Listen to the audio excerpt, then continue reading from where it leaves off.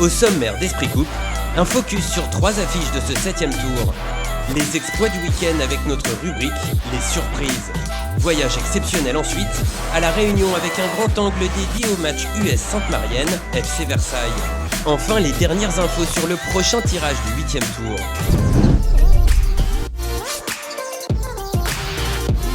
Direction la Dordogne pour le match entre le Bergerac Périgord Football Club et le Clermont Foot 63. En Dordogne, la pluie n'a pas entamé la bonne humeur et l'espoir de tout un peuple périgourdin. Tombeur de lance il y a 3 ans et de Niort lors de la dernière édition, Bergerac est spécialiste lorsqu'il s'agit de sortir une équipe de Ligue 2. Clermont Foot est prévenu et aligne d'entrée son meilleur buteur Adrian Garbic. Mais la première mi-temps est rouge de bonheur. Le public local exulte quand Léo Fichten, renard des surfaces, ouvre le score au quart d'heure de jeu, 1-0 pour Bergerac.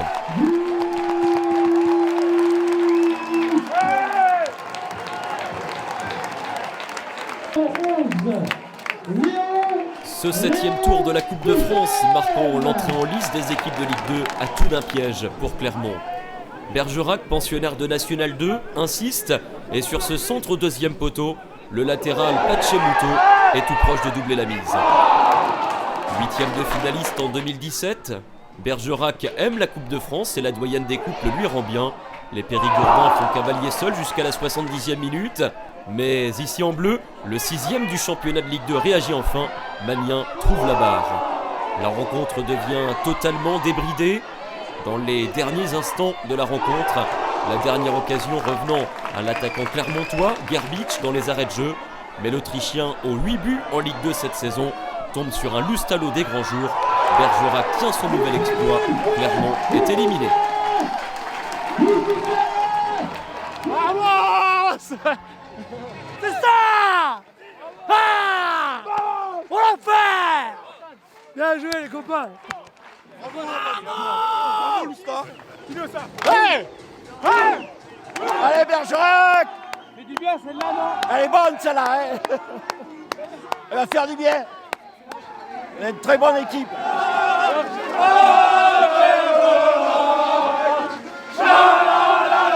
Ouais, fait du bien. On a fait une grosse déboîte d'énergie et voilà, on a réussi à. Merci à Anto qui a fait un match, qui a fait un gros match, mais à l'image de tout le monde a répondu présent ce soir et on l'a fait et que ça continue. En fait, on n'a pas fait de complexe d'infériorité. On a pris le match comme d'habitude, comme au championnat. Et puis avec la confiance qu'on avait, ça s'est passé comme on l'espérait. On n'a pas eu peur. On a fait un très gros match, tout le monde était là. C'est des bons moments, c'est des belles fêtes et on adore ça. Et on part dans le Pas-de-Calais, où le petit pousset du FC Verton affronte le Stade Portelet.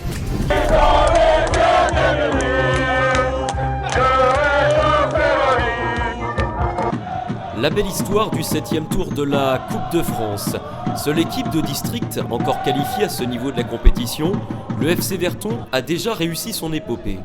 Le Petit Pousset, club du Pas-de-Calais, accueillait son voisin Le Portel, formation de National 3, sous le soleil d'Étaples, à mi-distance entre les deux équipes.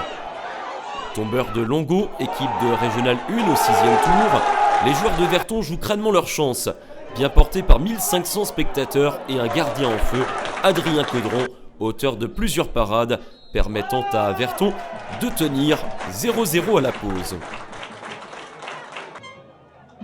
Mais peu après l'heure de jeu, tout s'accélère. Le Portel, ici en bleu, trouve l'ouverture grâce à cette tête imparable de Théo Delpierre, 1-0 pour le Portel. On est à la 66e minute. Les Vertenois ont le mérite d'y croire encore et sur ce corner, Boris Brachet, selon second poteau, est tout près de créer la sensation. Toutefois, la fatigue s'accumule et sur un contre rondement mené, Xavier Lerat, d'une reprise du gauche, crucifie la dernière équipe de district à 10 minutes du terme, avant que Théo Flao, dans les derniers instants de la partie, n'inscrive le but du 3-0, scellant ainsi l'issue de la rencontre.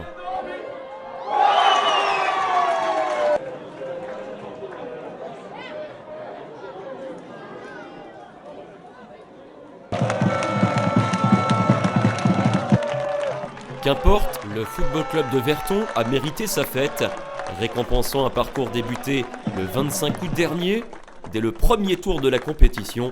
la belle histoire se termine pour les joueurs du FC Verton. Le capitaine Benjamin Magnier ne l'oubliera pas. C'est extraordinaire. Là, on a bien profité de la semaine qui précédait le match. Là, on a profité pendant le match. On n'a rien à regretter, on a fait ce qu'on pouvait. L'équipe de Portel était au-dessus, voilà, la logique est respectée.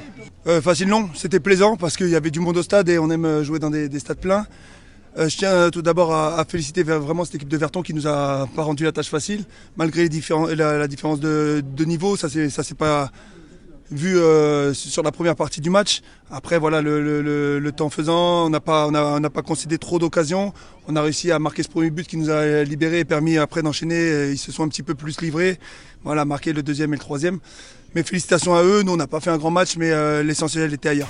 En route vers la Bretagne, où l'US Montagnarde affronte le Stade Briochin.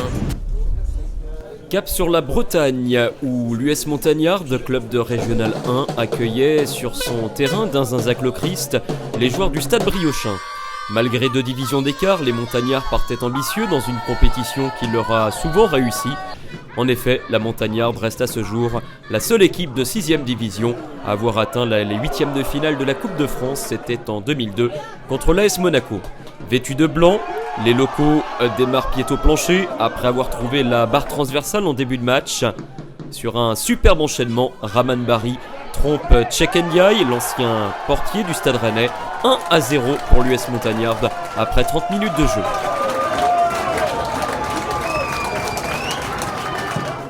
Au retour des vestiaires, le Stade Briochin vient accueillir à froid la défense morbihannaise et égalise grâce à Biram Ndiaye.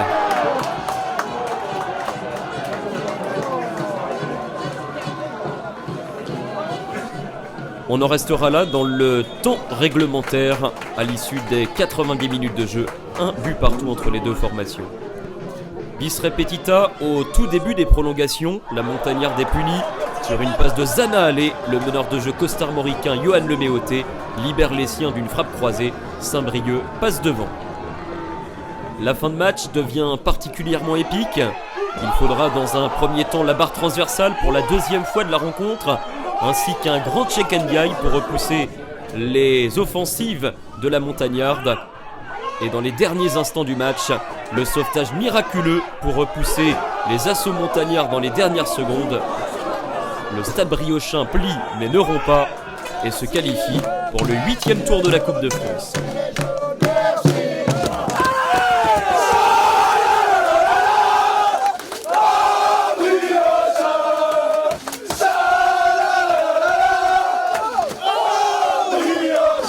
On savait qu'en venant ici, on n'aurait pas la tâche facile. Voilà, la montagne est vraiment réputée pour être une équipe de coupe, ça s'est vérifié. Voilà, cela me convient et ça suffit pour être au 8e tour, donc je félicite mes joueurs. C'était une belle première mi-temps. Je pense qu'en termes d'occasion, on est peut-être même devant les occasions franches. Donc voilà, ils ont été plus réalistes que nous aujourd'hui.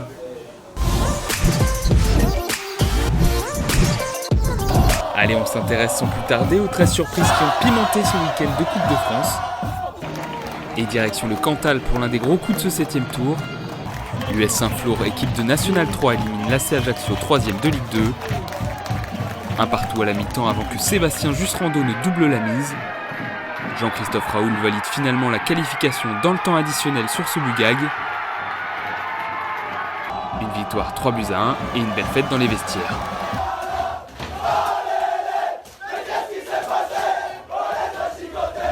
On poursuit avec l'exploit retentissant de Nanterre. L'équipe de Régional 2 a fait tomber le Stade Lavallois, 8e de National. Les Franciliens s'imposent grâce à un doublé d'Amadou Silla, malgré 4 divisions d'écart. Quant à elle, la surprise venue de la Réunion s'appelle JS Saint-Pierroise. Qui touche le gardien, c'est pas fini, Jean-Michel Fontaine qui frappe. Le club de R1 gagne sur la pelouse de la formation de National 2 Jura Sud Foot avec un but magnifique du capitaine Jean-Michel Fontaine. L'équipe de l'ancien Marseillais et international espoir Elliot Grandin est le seul club ultramarin à s'être qualifié en métropole. Plusieurs clubs de Ligue 2 ont subi la loi d'équipe de National ce week-end. En provenance de National 2, Épinal est venu à bout de Sochaux 2-0. Michael Biron ouvre le score et Alpha Kubota fait le break en fin de match. Bourg-en-Bresse a quant à lui vaincu 3 avec l'unique réalisation de Marcelin Anani juste avant la pause. L'USL Dunkerque poursuit son aventure et réussit l'exploit de gagner au stade Océane du Havre 3 buts à 1. Randy Goteni a ouvert le score et Mohamed Bayo a inscrit un doublé. Une performance imitée par Bergerac et Fréjus Saint-Raphaël, les deux équipes de National 2 qualifiées aux dépens de Clermont et Grenoble. On termine cette rubrique avec l'intégralité des résultats de ces 13 sensations. Tombeur de l'US Forbach 1-0, Hombourg-Haut pensionnaire 2R3 sera le petit poussé du 8e tour.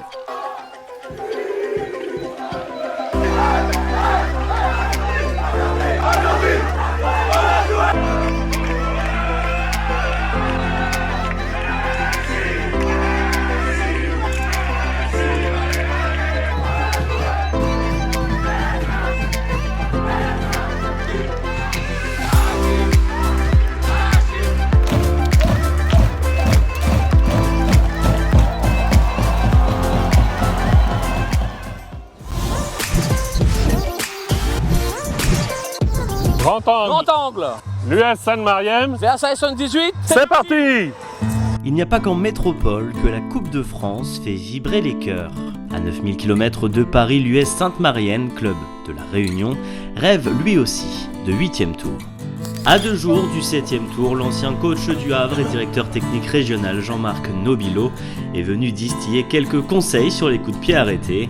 J'ai dit à Wilson, moi je vais vous mettre 2 ou 3 ballons à mettre en place. Vous les faites après ce week-end, vous êtes convaincus, c'est très bien, mais les premiers convaincus, c'est vous. Parce que si c'est pas vous qui vous appropriez le truc, d'accord, on va faire comme sur la PlayStation, et c'est jamais bon quand c'est un coach qui joue à la PlayStation sur le côté. C'est très bon quand les joueurs disent à mon nez, on fait celle-là, parce qu'on l'a comprise, parce qu'on y croit. Et puis la spéciale de la Sainte-Marienne pour se mettre en place. C'est la Clara? C'est la Warren? Non, c'est la bascule. Mais c'est le groupe. Très bien, merci de votre attention.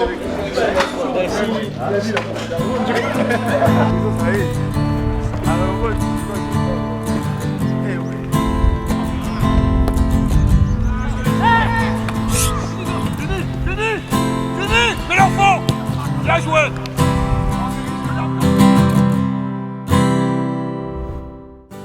Leader de son groupe de National 3, le FC Versailles a exceptionnellement quitté l'automne européen et s'acclimate au climat de l'île de la Réunion depuis 5 jours.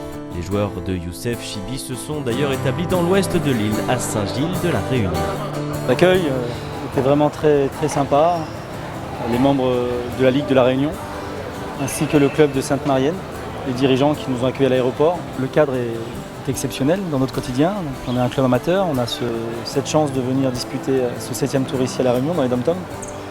Donc c'est une expérience riche pour un groupe, pour un club. Il est important de garder cet équilibre entre la compétition qui est prioritaire et aussi la découverte de cette île et de ses habitants. On a le vice-capitaine qui a des claquettes typiques de la région et ça nous a bien fait rigoler. Il faut lui demander qu'il joue. Ils sont jaloux. Pourquoi? Parce que j'ai 20 ans d'avance.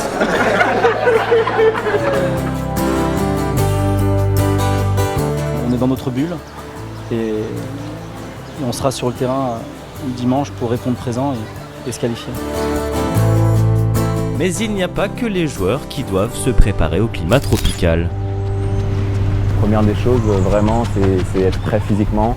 C'est vrai qu'il y a une différence de climat par rapport à la métropole, donc il fallait un petit peu justement s'acclimater et s'adapter à ces nouvelles conditions. Et c'est bien de le souligner, parce que c'est vrai que parfois on oublie qu'il y a aussi l'arbitre qui est au milieu du jeu, du spectacle entre guillemets.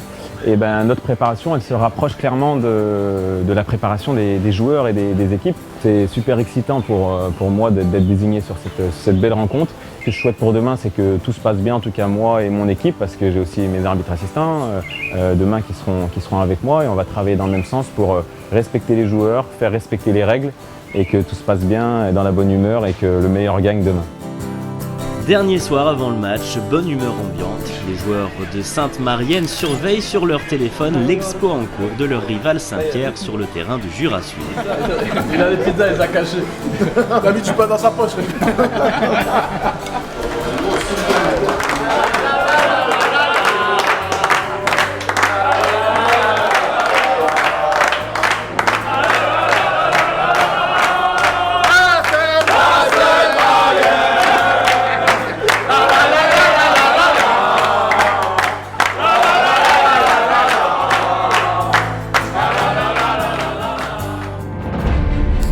Le jour du match est arrivé pour l'US Sainte-Marienne. On joue pas simplement pour Sainte-Marie là aujourd'hui. Aujourd'hui c'est pour l'ensemble de l'île. Allez, Sainte-Marie! Allez Sainte-Marie! allez, oui, Sainte-Marie, allez, vas-y. Vive pour Sainte-Marie! Ouais! Sainte-Marie c'est une équipe complète qui refuse pas les duels. Tactiquement, là, tu étais bien en place. Techniquement aussi, au-dessus de la moyenne par rapport à notre championnat. Allez, Sainte-Marie! Allez, Sainte-Marie! Et surtout, il faut jouer. Tout passe par le jeu.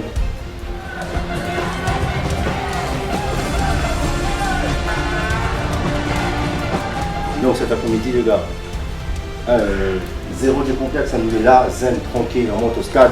Il n'a rien envié Versailles. On est chez nous, on est à la maison. C'est la qualification, c'est pas autre chose. Concentré sur un seul et même objectif commun, cette qualification. On est là pour ça. Et vous êtes prêts pour ça. Un petit cadeau qu'on va donner aux joueurs adversaires, aux dirigeants, ainsi qu'aux arbitres et aux officiels. C'est un sac typique de la Réunion, avec à l'intérieur une bouteille de punch réunionnais. Toute fabrication locale. C'est plaisir, sérieux. Ça se passe bien, il y a un bon match.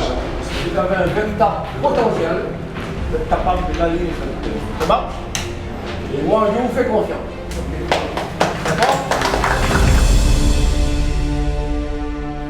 Au stade Jean-Yves Oula de Saint-Denis, c'est d'abord Versailles qui fait trembler la barre et les locaux. Mais ce sont bien les Réunionnais qui vont connaître les premières joies dans cette rencontre. Richard Gladison fait rentrer le stade en éruption.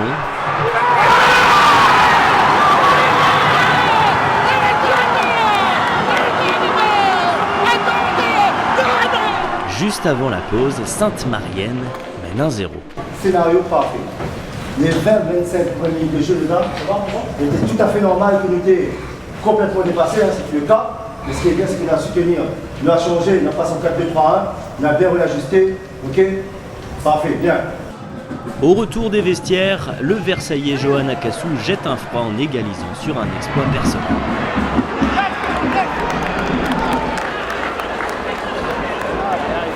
La réaction réunionnaise ne se fait pas attendre. Florent Igissa, tout en abnégation, remet Sainte-Marienne et toute la Réunion aux commandes.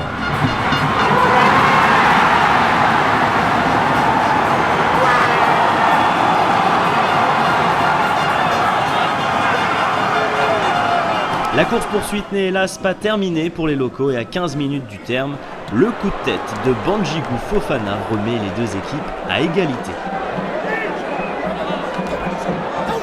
On joue les dernières secondes avant la prolongation et le gardien Jennifer Natio commet l'irréparable, pénalty pour Versailles. Johan Akassou s'élance et transforme, c'est bien le FC Versailles qui sortira vainqueur de la fournaise. Le scénario est cruel pour l'US Marienne, mais tellement beau pour les métropolitains. On l'a fait, on l'a fait, ça fait du bien. Ils ont fait preuve de ressources puisqu'ils sont venus 2 fois au score. Ils se sont battus et ils ont le résultat qu'ils méritent. Je ne veux plus vous voir jusqu'à demain 14h.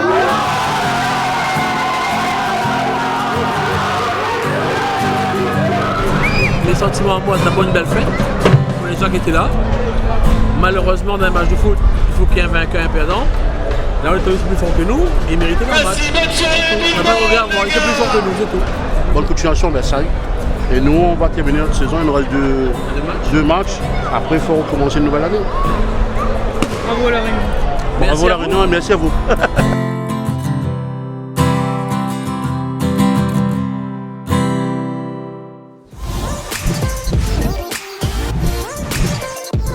Après les émotions du week-end, place au tirage du 8e tour. Il se déroulera ce mercredi 20 novembre au Stade de France. La cérémonie sera également l'occasion de se remémorer 3 finales entrées dans la légende de l'épreuve par la présence sur la pelouse dionysienne de 3 clubs amateurs. Vous vous en souvenez bien sûr, Nantes-Calais en 2000, Lyon-Quevilly en 2012 et Les Herbiers Paris Saint-Germain en 2018. Témoins de ces rencontres qui ont enthousiasmé les Français, Réginald Debec, Michael Landreau, Michel Mallet, Anthony Réveillère, Stéphane Massala et Zoumana Camara seront présents à Saint-Denis pour procéder au tirage de ce 8e tour. Un rendez-vous à suivre en direct sur FFF TV à partir de 14h. À noter aussi dans vos agendas le tirage au sort pour les clubs d'outre-mer qui sera organisé ce mardi au siège de la Fédération à Paris. Ils seront 4 représentants ultramarins au 8e tour. Des billets décrochés lors des finales régionales disputées les 6 et 8 novembre dernier par les Martiniquais du club franciscain, les Guadeloupéens de la Jeunesse Évolution et les Guyanais de l'AJ Saint-Georges de Cayenne. Auteur d'un exploit en allant valider son billet en métropole sur la pelouse de Jura Sud, la JS Saint-Pierroise d'Eliott Grandin a complété cette liste et représentera l'île de la Réunion. Rendez-vous donc mardi à partir de midi sur FFF TV pour suivre en direct ce tirage.